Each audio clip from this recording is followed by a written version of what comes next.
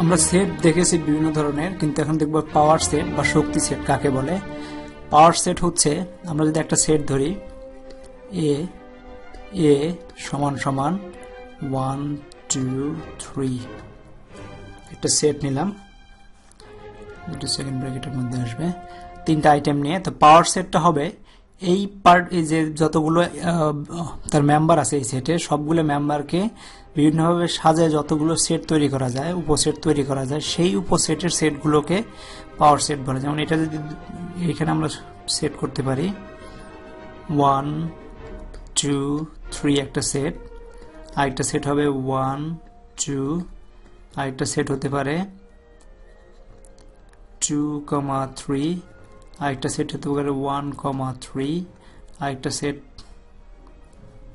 1 1 3 1 2 2 3 2 1 হবে না, কারণ 1 আর 2 অলরেডি হয়ে গেছে, 3, আরেকটা হচ্ছে 5 সেট।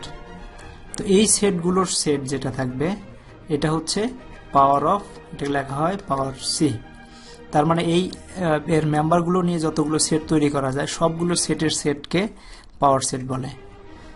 তো আমরা যদি একটা দেখি, পি অফ এ একটা সেট আছে ধরো এ, তাহলে এটা পাওয়ার সেট কি হবে, একটা 11, কিন্তু সবগুলো সেটের একটা ফাঁকা সেট থাকে, তার মানে হচ্ছে একটা 5 সেট।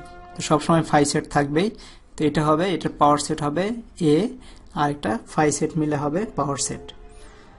তো যদি শুধু 5 সেট থাকে তাহলে এটা 5 সেট হবে, তার মানে যদি 5 সেট হয় তাহলে এটার শুধু একটাই থাকবে ফাঁকা সেট। তো এইভাবে আমাদের একটা সেট থেকে যতগুলো সাবসেট তৈরি করা যায় সবগুলো সাবসেটের পুরো সেটটাকে, সবগুলো সাবসেট মিলে যে আরেকটা বড় সেট হয়, সুপার সেট হচ্ছে যেটা, সেটাকে আমরা পাওয়ার সেট বলি।